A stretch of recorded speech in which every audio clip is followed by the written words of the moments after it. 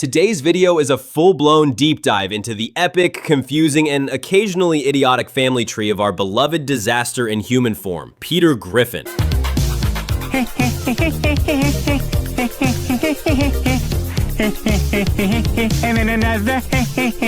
We're talking ancestors, descendants, relatives, and of course that trademark Griffin stupidity that seems to have evolved over centuries like a fine wine, if that wine were left in the sun too long and possibly peed in. Let's kick things off in Season 4, Episode 27, where we meet Peter, the original Peter Griffin straight out of the Stone Age. Unlike modern Peter, Peter was actually smart. He invented the wheel, but alas, he couldn't sell it. Why Peter looks sad? Brian, Peter invent wheel. Peter show wheel to people in town, but no one want wheel. Everyone excited about trapezoid. No one buy wheel. Enter prehistoric Brian, and boom, they launched what was probably Earth's first marketing campaign. Unfortunately, their slogans flopped worse than a Meg date, and even Caveman Joe, yes, still in a wheelchair, rejected the product. Peter wheel make you go. Maybe Joe want try wheel on chair. For last time, Joe no want. That's when they turned to the most ancient and powerful marketing tactic of all, hot cave babes. Brian, what hell? Hot lady next to wheel. Make me want wheel. Maybe if me buy wheel, me get pretty lady too. I buy wheel. With help from Lewis, his sexy prehistoric wife, they seduced their way into history and moved those wheels like hotcakes. People want Peter wheel thanks to sexy wife. Tonight, you and me party like it's 9. Damn all, what deuce? Victory stews. Next up in Peter's spiritual LinkedIn is Moses Griffin, the second-generation ancestor who shows up looking biblical AF. A prophet, lawgiver, and alleged Torah author, according to tradition and probably his own LinkedIn bio. All right, it's gonna be a long journey, everyone, but I will lead you to freedom. Now, choose ho! Moses Griffin used his magic powers to part the Red Sea and lead the Jews out of slavery in Egypt. I can part the Red Sea. You know he hasn't talked to his brother in 3 years. He then dropped the Torah and the 10 Commandments like mixtapes and laid down the law. Commandment number 1, shut the hell up. Commandment number 2, there's nothing I can do about the sun. Commandment number 3, there are no more Jolly Ranchers, they're all gone. Commandment number 4, when we pass a billboard, please don't read it out loud. Basically, he's just Moses, but fatter, dumber, and more Griffin-y, which honestly checks out. Entertainer of the Year. What did I say? Hassle-free checking. Damn it! Man cow in the morning. Shut up! Then we sword swing over to Season 4, Episode 13, where we meet King Arthur Griffin, Peter's royal medieval ancestor. He's offered a night of passion with Lady Guinevere if he can pull Excalibur from the stone. Oh, Arthur, if you are able to draw the sword from the stone and prove to me you truly are the sole king of Camelot, I will make love to you right here in the clearing. But being a true Griffin, he shoots back. What if I just wiggle it a little? What do I get then? What if I could just move it an inch? Will you touch me? Clearly, that sly Griffin charm didn't just appear out of nowhere. Now flash forward to Season 12, Episode 15, where we find King of Denmark Griffin, Peter's 14th century ancestor and certified party animal. More wine, more women, more table. This guy hosted massive feasts with so much food and so many women, the table had to keep getting extended. But when the royal arteries gave out mid-buffet and he collapsed with a heart attack, the closest doctor was still running toward him from the other end of the table. He didn't make it in time. I'm having a heart attack. Is anyone at the table a doctor? I am. Come here, hurry, run! And that, folks, is why modern Danish people only use tiny tables. And that's why here in Denmark, we have very small tables. Next, in Season 4, Episode 12, we meet Ponce de Leon Griffin, the brave explorer ancestor who set out to find the legendary Fountain of Youth. There it is, boys, the Fountain of Youth, just like I told you. And find it he did, but when he stepped in and only his body got submerged, while his head stayed dry, he resurfaced looking like a toddler with the head of a middle-aged man. Not exactly the youthful glow he was going for. Well, that was worth the 8-year boat ride. Imagine spending your whole life chasing eternal youth, and you end up looking like a cursed Funko Pop. Next up in the Griffin bloodline, we travel to Season 7, Episode 16, where we meet Griffin Peterson, one of Peter's past lives and apparently the real founder of Quahog. This tale is brought to us by a mystical fortune teller named Madame Claude, Cleveland's cousin, because of course she is. Nice to meet you all. You sound like the crab from Little Mermaid. I had crabs once. It's awful. You gotta buy that cream that comes with a little comb. Of course, I can still use the comb. Well, that's Quagmire. Our story begins in old-timey England on a misty spring morning. Griffin Peterson, a humble bricklayer with the ego of Kanye West, rides his horse straight to the mansion of his rich girlfriend. Shouldn't you be down at your job making oblong bricks out of manure and straw? No, we're off. It's Martin Luther Day. Aha! Yes, that's a very smart joke. Isn't that right, comedy professors? Well done, indeed. Now, this guy had no money, no status, and no shame, but he did have guts. He straight up asked her wealthy father for permission to marry his daughter. What could you possibly have to offer my daughter? Well, I'm one of the few guys in this town who isn't dying a slow, painful diarrhea death. All right, come on in. Shockingly, Daddy Warbucks said yes. So Griffin trotted up to the room of Lady Redbush, who, in true Griffin tradition, looks and acts exactly like Lois. Griffin, it's so good to see you. I'm so horny. Kiss my hand. He pulled out a diamond ring, where he got that from, we don't ask, and proposed. She said yes, because apparently she had no idea what kind of show she was about to star in. Oh my God, yes! Yes, I will, Griffin. Oh, I thought you'd never ask. Did you do it? I did it! Meanwhile, over in the royal palace, King Stuart III, the reigning monarch and part-time lunatic, was bored out of his royal mind. His servants tried to cheer him up by summoning the cast of How I Met Your Mother from the future to do some jokes. You told her I told you I kissed her? Dude, you broke the bro code. That's not against the bro code. Yes, it is. Article 15B. That's the heart of the bro code, man. Well, you're right. I guess I did break the bro code. Hey, ho. But the king didn't laugh. Instead, he deleted them from his royal TiVo. Do people in other castles think this is funny? Well, yeah, we get a pretty sizable chunk of princes 18 to 34. I think I'd like to delete this from my TiVo. Are you sure you want to delete this program? Yes. In desperation, the court jester was brought in to tell some jokes, but instead he launched into a depressing TED Talk about his failed career. She always had the most wonderful spirit, even when her mind started to go. I remember once she wrote a letter to my Uncle Tom, from whom she'd been divorced for several years. The only thing that finally made the king laugh was a jangly keyring. This is the kind of monarch we're dealing with, folks. Make me laugh! Hey look, keys. Oh, that's so satirical. What social commentary? Well, now I'm in a wonderful humor. Then, one fateful day, King Stuart spotted Lady Redbush walking through town and instantly decided, mine. Because nothing says romance like royal kidnapping. That piece of ass is marrying that tall glass of poop juice? Well, not if I have anything to say about it. A woman of that caliber should be married to a king. Even the guys carrying the palanquin had to blurt out, dude, how are you the absolute worst? Because he has a very, very small penis. I've seen it, actually, and it's like, you don't even want to make fun of it, you know? It's just medically fascinating. I kind of want to see it. Yeah, it's like that one grape in the bunch that never got to be a grape. On Redbush's wedding day, she nervously waited for Peterson, worried he might have died from dysentery or something equally gross. I hope he didn't get diarrhea and die. Can I feel those boobs? No, Daddy, what are you, sick? Hey, it's a different time. But no, he was alive and strolling through town when bam, Stuart popped up and exiled him for literally no reason. Classic monarchy. You're going into exile, Peterson. I'm shipping you out on the first boat to the New World. But I'm supposed to get married today. Oh, yeah? Where you going for your honeymoon? That medium-sized hill? Wrong. Seize him! The king then rolled into the church, declared Peterson dead, without proof, and immediately married Lady Redbush. Hello, Harry McAfee. As a citizen, I'm proud to have you reign over me and the McAfee Fertilizer Company. Meanwhile, Peterson and his fellow exiles were stuck on a ship to the New World, eating stale biscuits and watching seagulls fight. Hey, fellas, you want to join me in a game of Mumble Peg? Oh, no thanks. Fine, I'll play by myself.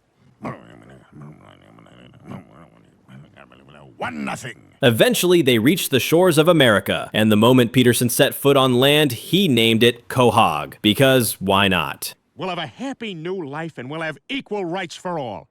Except blacks, Asians, Hispanics, Jews, gays, women, Muslims, everybody who's not a white man.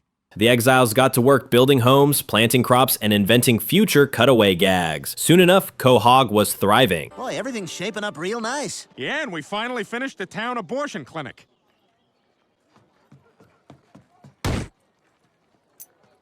Time passed, and Peterson eventually forgot Redbush, sort of, and married a woman who, brace yourself, looked exactly like Meg. Boy, that was fantastic. You must have had a lot of practice. No, not really. I've been saving myself for marriage. We should probably open up some windows. Unsurprisingly, both of them were miserable. But plot twist, Redbush ran away from King Stuart and reunited with Peterson. True love, or at least mutual disappointment. Of course, Griffin had to go through the complex, extensive divorce procedure required by 18th century society. When King Stuart found out his wife ditched him for a bricklayer with a Meg-faced wife, he flipped. He gathered an army and stormed Quahog. No, I wouldn't. Not a corn farthing would I bet. No, sir. What's wrong with you? Little wrong in the head I am from eating some bad sausages. Yes, sir, bad sausages did I eat indeed, sir. Yes, I did. Some bad sausages ate I. In the final showdown, Peterson and the king both grabbed a lover, Redbush and Chris, and locked into a dramatic tug of war. But instead of violence, they settled things the old-fashioned way. A talent show. You kill him and I'll kill her. Go ahead. You kill her, I'll kill him. Go ahead. You kill him, I'll kill her. Knock yourself out. You kill her, I'll kill him. This is me laughing. You kill him, I'll kill her. This is me before Ultra Slim Fast. You kill her, I'll kill him. Wait. Peterson crushed it, Stuart bombed, and Redbush chose true-ish love. Quahog flourished, the Griffins multiplied, and Peter eventually happened because fate has a sick sense of humor. We're out here on stage tonight to do a show for you. We got Peterson on the violin, and Quagmire and Joe will be joining in. We got Stumpy Seamus on the lead guitar. Now let's travel back to Season 4, Episode 27, where we meet Nate Griffin, Peter's great-great-great-great-grandfather and, surprise twist, an African slave. Turns out Peter's DNA is more diverse than a college brochure. Nate's real name? Richard Bachman. No relation to Stephen King's pen name. Probably. Hey, Quag Dingo, how was your date last night? It was awesome. You never feel as big as you do with a pygmy. Hey, you guys want to go get a drink at Club 227? Not today, Joe Mama. Our story begins in the peaceful African village of Quahog, where Nate was a respected member of the noble Tootie and Blair tribe. You know, you shouldn't be poking around out here. White men have been spotted nearby, laying traps and forming slow-pitch softball leagues. Well, whatever makes him happy. Live and let live, that's what I say. And I'm sure that's what they say, too. Life was great, until the white dudes showed up and kidnapped everyone for slavery. Classic colonial vibes. Hello, I'm Cleveland from South Carolina. Wow, you're a different color than me. Would you like to be equals? During the ship ride to America, Nate and his buddy decided to prank the captain by tossing his entire bed into the ocean. It was basically the first recorded act of rebellion and bad roommate behavior in Atlantic history. Where's the captain? I don't know. I haven't seen him all morning.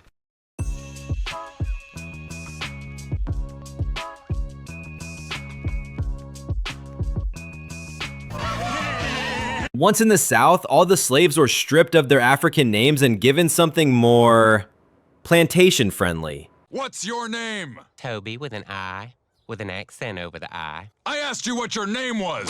Honey, you keep that up. It's whatever you want it to be. While working in the fields, he spotted a Southern belle named Lois Laura Bush Lynn Cheney Pewterschmidt, daughter of the plantation owner and dead ringer for modern-day Lois. Nate was instantly smitten. As a poet might say, she was the kind of woman you just want to have sex with over and over. With the kind of breasts you just want to push together so she looks like a cross-eyed torso. That night, Nate made his move, and by made his move, I mean he literally threw a horse through her window to wake her up. Romantic? No. Effective? Absolutely. Hi, I'm Nate Griffin. I work against my will for your dad. Oh, yeah? Well, what do you do? Well, let's just say I know my way around a hoe. With his charm and absurd confidence, Nate quickly won Lois's heart. You want to do it? You bet your sweet black ass I do. They started a secret relationship and even had 3 children together, all of whom inherited Nate's strong genes and Peter's future hairline. You know the best part about being half black and half white? When I grow up, I'll be accepted by everybody. But Lois's racist dad eventually found out. Fearing for their lives, the couple fled north with help from Nate's loyal friend. Well, we're getting a good view of the chase from up here, Tom. After a long, perilous journey, they reached the promised land of the North, where Nate spent the rest of his life fighting for justice by inventing the DMV motorcycle paperwork processing department.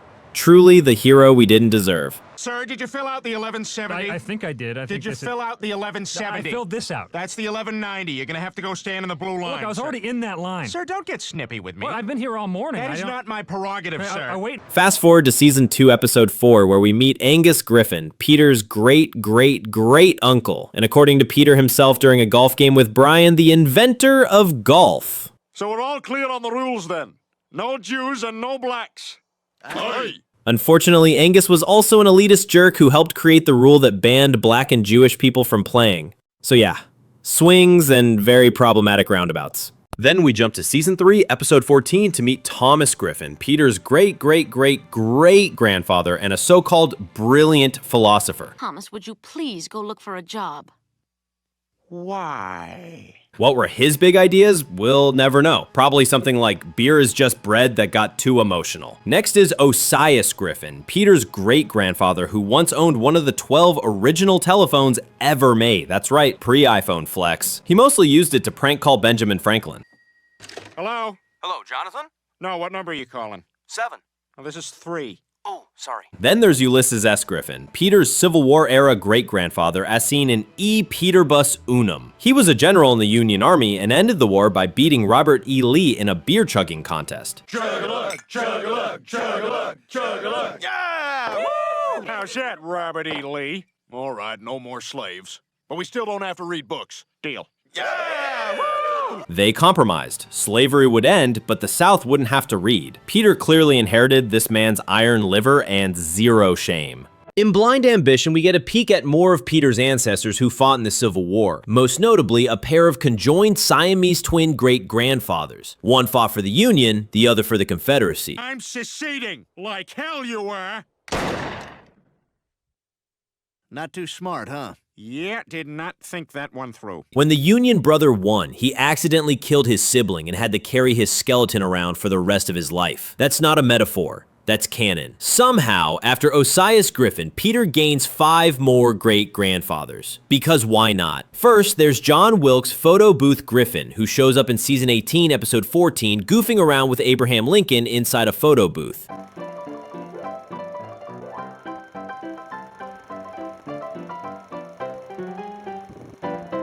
You know, just casually inventing selfies with a US president. Number 2, Willie Black Eye Griffin, seen again in season 4, episode 27. He was a slapstick comedy star of the 1920s silent film era. With his trusty dog, a Brian lookalike, his signature gag involved getting whacked in the face and yelling, "Uh-oh, not my eye again!"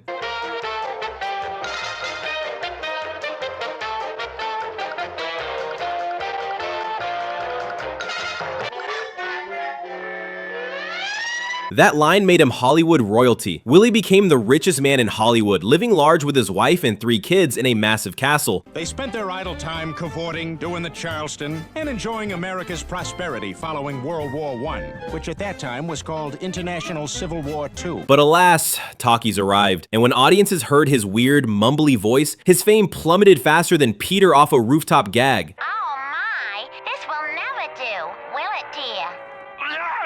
Chris, it's important for you to get an education. Get in there and finish your homework. He struggled to support his family, and in true noir fashion, he was ultimately stabbed during a poker game. R.I.P. Black Eye. Black Eye Griffin struggled to make ends meet until he died tragically in the same manner as 78% of Americans at that time. He was stabbed in a card fight. Number 3, Huck Griffin appears in I Am Peter, Hear Me Roar. He traveled with his friend Jim, who got mad at him for referencing his old-timey nickname. The less said about that, the better. What did you just call me? I thought that was your name. That is our word. You've got no right using it. Hey, I'm cool. No problem. Could you pass me the N-word, Jim? Thank you. Number 4, Juarez Griffin. From Running Mates, he was a professional chicken fighter who started a winning streak that eventually led to Peter's never-ending war with Ernie the Giant Chicken.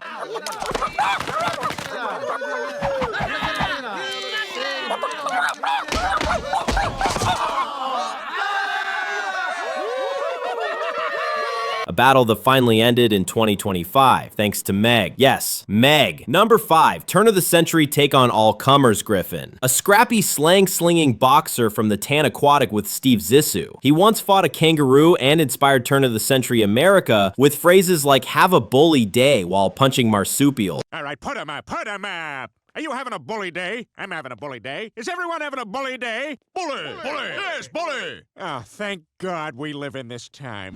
Next up, we meet Jabba the Griffin, who's mentioned as Chris's great-great-uncle in the episode He's Too Sexy for His Fat. Peter proudly claims that Chris descends from a long line of husky griffins, emphasis on husky because Jabba ain't even human. He's part sea monster, part nightmare fuel, and communicates entirely in phrases like Rasha Nabadoa Golowuki Nipopinchi. Chris, you just come from a long line of husky griffins, like your great-great-great-uncle Jabba the Griffin. Rasha Nabadoa Golowuki Nipopinchi. Oh, and fun fact, Princess Leia was technically his slave. Classic Griffin lineage stuff. So there you have it, Peter's ancient ancestors, rich, noble, brainy, and powerful. And somehow, Peter inherited none of it. Not the wealth, not the brains, not even a single dominant gene, just vibes. You crazy? We'll take the boat. No, not so fast, Lois.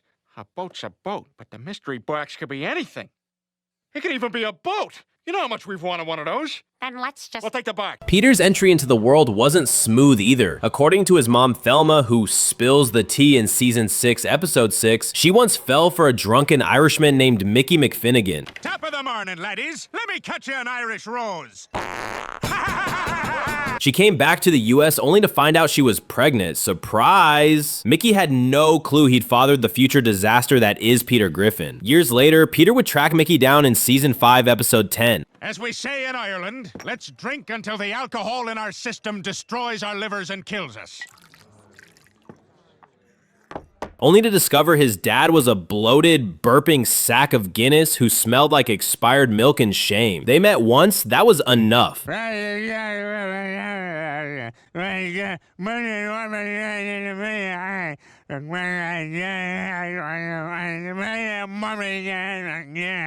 But wait, it gets worse. Back when she was pregnant, Thelma tried to cross the border into Mexico to get an abortion. Yep, but plot twist, it was too late. Peter was born during the attempted abortion. But God had other plans, and you were born right there. So technically, Peter Griffin was born in Mexico, not America, which makes him, you guessed it, an illegal immigrant.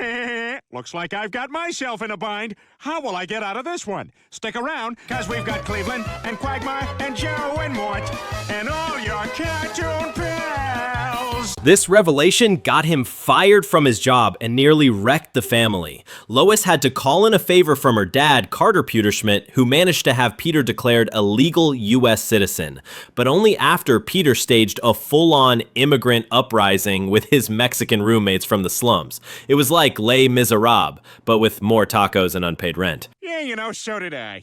Well, I guess everything's back to normal. I guess everything's back to normal. Oh, man, not this guy again. Not this guy again. Fart.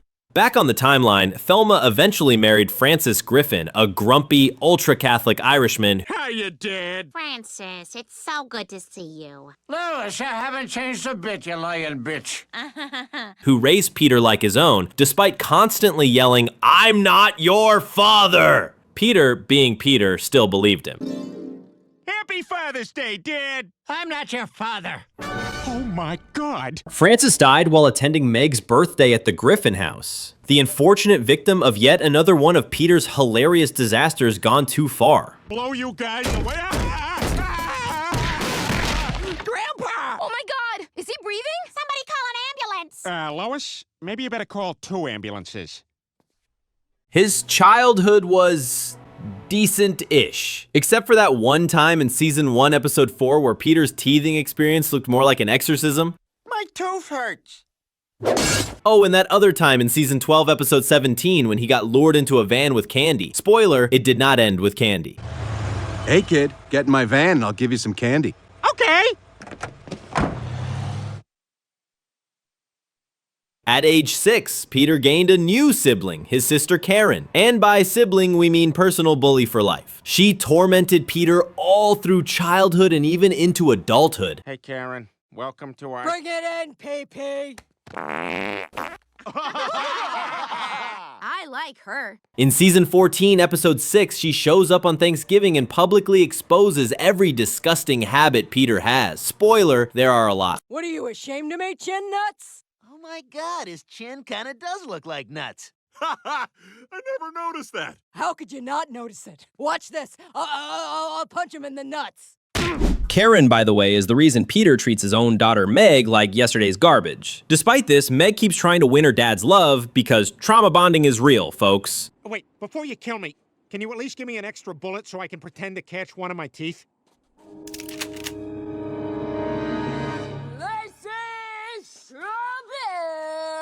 Meg! She's even saved his life on multiple occasions, most notably when she WWE-style dropkicked Karen off Peter during a chokehold. Yup, Meg once saved her dad from being turned into a Griffin pancake. Wow, even after all the crummy stuff I've done to you? But why? Because you're my dad, and I couldn't stand by and watch you get hurt. Wow. Thanks, Meg. Back to the timeline. Peter's teen years were mostly uneventful, except for that awkward moment in season 6, episode 3, when puberty hit him like a wrecking ball. Hey, you guys feel like playing some baseball? Excuse me, I'm gonna go masturbate. Another trauma souvenir came in season 5, episode 11, when a kid named Randy bullied him by calling him a nerd. It broke his heart and his retainer. Randy! Nerd! Randy! Nerd! Randy! So how did Peter meet Lois? In season 2, episode 1, we find out that during high school, Peter had a summer job wiping towels for rich dudes in Newport. That's where he laid eyes on Lois for the first time, and it was love at first awkward towel delivery. Homeboy couldn't even hand her a rag without sweating like he just ran a marathon. Hi. My name is Towel. I have a Peter for you. My name is Peter, and I'll be your nipples. Towel boy. Oh, jeez. Determined to impress the redheaded heiress, Peter pulled out his best move, ventriloquism under the moonlight. Yes, really. In season 3, episode 6. Say no more. Peter, wait, Very interesting, but stupid. Oh my God, I love Audie Johnson. Lois, bored of her life of privilege and daddy issues, was instantly charmed by this cheerful, mildly dumb towel boy. They made out in the middle of the street, caused a truck crash, and possibly got a trucker eaten by wolves. Ah, young love. I've never met a guy like you. You're so full of life. Eventually, Lois brought Peter home to meet her dad, Carter Pewterschmidt. Peter, being Peter, managed to annoy Carter so much, the old man knocked him unconscious and tossed him into the ocean like a dead goldfish. Hey, Mr. Pewterschmidt. What are you feeding this gal? Huh? Peter Griffin, can I take this freaking tie off? Luckily, a passing Navy ship mistook him for a manatee and fished him out, intending to make soup. Hey, look, a manatee. We can use it for soup. It was here Peter met Quagmire for the first time, who was, at the time, a hyperactive Navy lieutenant with an energy level somewhere between espresso addict and feral squirrel. Wow, brilliantly choreographed. Well, that's your tax dollars at work. Say, why don't you join us and see the world? Sorry, pal. I've seen the world, and its name is Lois. Still in love, Peter returned to win Lois back, but ended up falling into Carter's bathtub. Carter tried to buy him off with a $1 million check, a fortune at the time. Oh, God! Oh, God! Oh, God!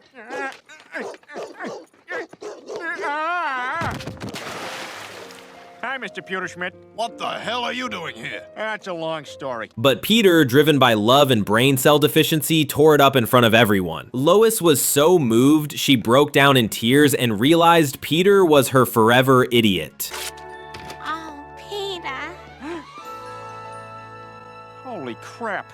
Back then, I gave up $1 million just to be with Lois. But how did they get married? Flash forward to season 18, episode 6. It's the 90s, baby. Peter and his friends moved to New York after graduation, sharing an apartment across the hall from Lois and her roommate. And your mom lived across the hall with her friends, Bonnie and, Bonnie. God, we desperately need to get more female characters in this show. The couple was broken up at the time, and Lois dated a guy named Barry, who was about as memorable as soggy toast. Lois, you look down. What's wrong? Brad Pitt broke up with me in a pretty public way. I just don't know if I'll ever date again. Carter, desperate to marry Lois off to someone rich and bland, lined up suitors like Tom Tucker, Elmer Hartman, Seamus, and even Billy Zane. And then meeting his beautiful wife. And isn't it ironic, don't you think? It's like rain on your wedding day. Meanwhile, Peter was secretly catfishing Lois online like a true romantic. Realizing he still loved her, Peter started saving up for an engagement ring. So, did you enjoy your pesto with pesto? Does this smile give you your answer? But when he finally got the guts to propose, Lois was already engaged to Tom Tucker. Peter was devastated. I'm already engaged to Tom Tucker. Passed over for Tom Tucker? That's terrible. Carter threw a snobby, tribal-themed birthday party for Lois and her new fiancé, which somehow involved war paint and monocles. Your king to be, a king to be forever, a king who'll do whatever. Refusing to give up, Peter recorded a heartfelt mixtape for Lois. She was touched and called off the engagement. Oh, Peter, I gotta say, the fourth and fifth time I heard Cotton Eye Joe, it really got to me. I was so happy. I knew Peter was the one I wanted to spend the rest of my life with. Carter, being a petty billionaire, retaliated by throwing Peter a bachelor party and hiring Daisy Fuentes to seduce him. But the next thing I knew, I was kissing Daisy Fuentes. And it was on national television. And it worked. She kissed Peter, Lois saw it, lost her mind, and tossed his mixtape into the sea like the Titanic's ending, but with less class. I was home doing what girls did at the time, looking at pictures of John Elway. My horse-toothed dreamboat. Denver looks beautiful. Peter, how could you? Heartbroken, Peter and Quagmire went full .com bubble mode and created a search engine called Google, became filthy rich, and started throwing wild yacht parties. There's also like a 90% chance you'll hook up, but really, no, don't do it. Even if you don't hook up, you don't care. But you'll hook up, guaranteed. Okay, Peter, let's move on. And what was the name of that drug? Still, Peter felt empty, because tomorrow Lois was marrying Tom. With Cleveland and Quagmire's encouragement, Peter pulled a full superhero move, launching himself from an explosion into the wedding. Peter, what the hell are you doing here? Lois, can I talk to you privately? He confessed his love, Daisy Fuentes exposed Carter's trap, and Lois, moved by truth and idiocy, ran off with Peter before the church exploded. Yes, it exploded, Family Guy logic. One by one, members of Lois's family tried to stop me, but I laid them out. There's something about punching someone in a church that just feels good. They got married at Fenway Park for $50. And I think I got swindled on the Fenway deal because there was a game that night. Lois instantly regretted marrying Peter, but hey, she was already pregnant with Meg, so no refunds. I was having serious regrets about my decision, but was already pregnant with Meg, so there was no backing out. This bee's chasing me! Somebody call Ace Ventura! Ow! Their marriage? A beautiful disaster. Peter's a broke, irresponsible man-child who once teamed up with Stewie to drown Lois in a lake, dumped hot oil on her by accident. Uh-oh. Lois, you look worse than that Rocky Dennis kid from Mask. And routinely crashes their house with dumb stunts that would make a Looney Tune go, dude, chill. You ripped a whole chunk of wall out of the house. What is this? There's something wrong with the house! I don't like change! They've considered divorce more times than Meg's cried herself to sleep. Sure, they've had a few sweet romantic moments, but mostly Lois spends her days screaming at Peter for being dumb, reckless, or both at the same time. Stupid man! Ow! You're hurting me! Stop it! Stop it, Lois! No! I'm so sick of your crap! Why do you always do these stupid things? Peter and Lois have 3 kids, Meg, Chris, and Stewie. Oh, and technically Peter Jr., but, he didn't make it because Peter shook him too hard. Yep, Father of the Year. It's just so horrible. I'm sorry, Lois. I thought if I shook him enough, he'd stop crying. I was kind of right. Also, Chris had a long-lost twin brother named Thomas, but he's, well, also dead. Because if it's a Griffin child, chances are they either got bullied to death or shaken like a cocktail. I love this time of year. You know, Chris, you and your stillborn twin Miss were named after Christmas. Peter's parenting skills? Somewhere between non-existent and actively harmful. He relentlessly bullies Meg, and not just the casual, oh, Meg stuff. We're talking sold his own daughter to Mort to pay off debt levels of bad parenting. Boy, this was a better acquisition than I thought. We may even be able to put in some sorghum this year. Most of it traces back to Peter's childhood trauma from being bullied by his sister Karen. The cycle continues. Way to go, Dad. Yeah, you're a smart fella, Dad. And you're a fart smeller, Meg. He's so clueless as a dad that when Lois broke her leg and was bedridden, Peter couldn't even manage breakfast for the kids. Like, how do you mess up cereal? Maybe we should go out for food. Having a little trouble this morning? No, I'm doing great. Look, I already got Stewie and Brian changed. Ow. That said, Peter does occasionally step up. He defended Meg by bullying the bullies at school like Connie.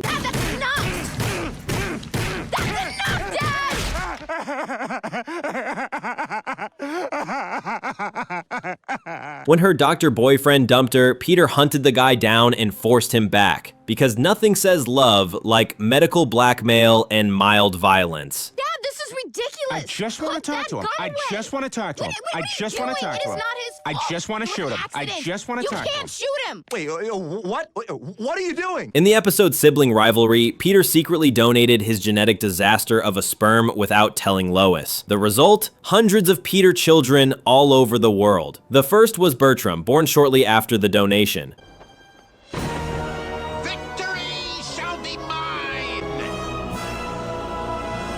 Bertram is now Stewie's arch nemesis, mostly because Stewie tried to murder him while they were still sperm. In a house full of Peters, Peter meets all of his offspring, of every age, race, and size. Hi, Dad! We're all your children. We came from your semen. Semen. They all share the same Griffin gene, dumb, loud, and able to play music with their farts. A proud legacy.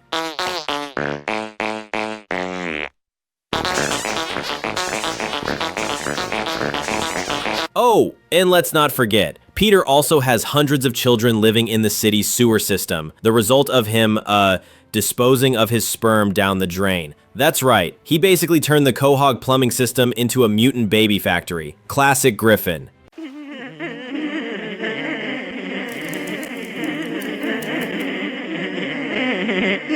We have fun down here. Now let's talk careers. Peter's had more jobs than Meg's had birthdays people remembered. He started out at the happy-go-lucky toy factory, but his boss, Mr. Weed, died choking on a roll at the Griffin home. Brian, quit it. You're embarrassing me here. Peter, Brian's choking. Do the Heimlich maneuver quick.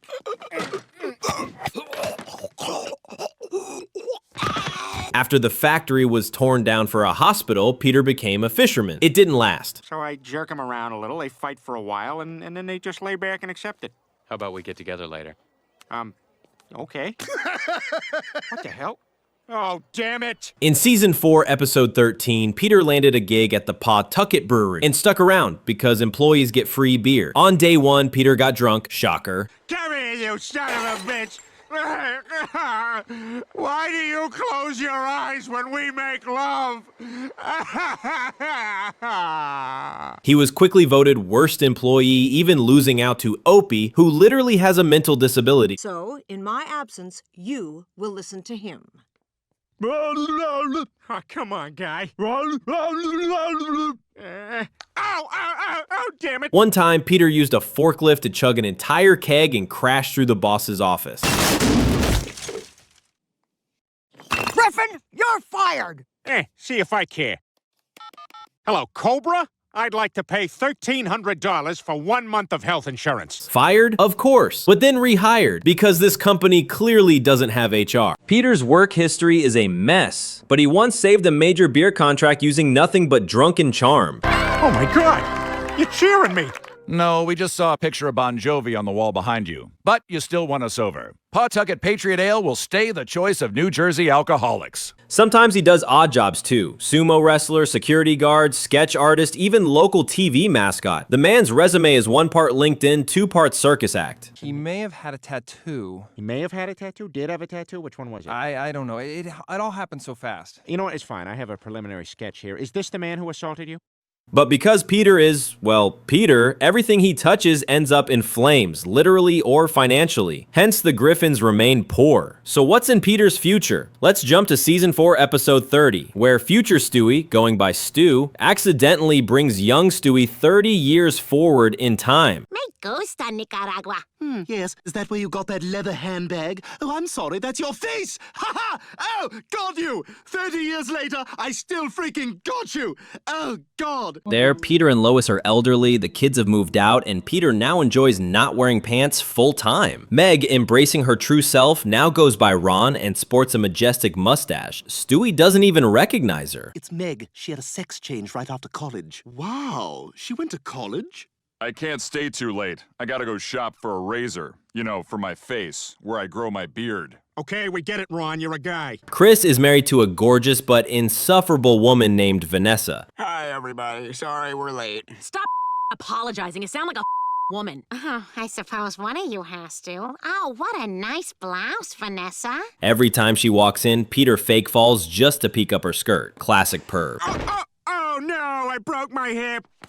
You need some help, Dad? Nah, I'm good. Stu compliments a picture of Peter and Lois in Sonoma, sparking memories of a great vacation, which Peter says was way better than the time he was stranded on an island with Bono. I'm just making sure it tastes good for the starving children. Despite being older, Peter's still the same goofy idiot, but since the kids are too busy to care, they decide to dump him and Lois in a nursing home. Mom, Dad, Vanessa wants us to put you guys in a retirement home, but I think it's ridiculous. Peter's thrilled. Lois, not so much. She sighs, if Brian were still alive, he'd never let our kids toss us out like old produce. I hated the thought of my music becoming part of some bland corporate mechanism, so I shot myself. Yeah, I got into the garbage and ate some chocolate. In the nursing home, they reunite with old pals Quagmire, Joe, and Cleveland, and basically party out their twilight years like a senior citizen version of The Hangover. Hey, Glenn, how's the arthritis? Not bad. Of course, since you walked in, I'm feeling a little stiff. Giggity gig. Oh, I just pooped a little. Oh, that's nasty. And that, folks, might just be the happiest possible ending for Peter Griffin. Not rich, not smart, but finally somewhere he can't accidentally burn down.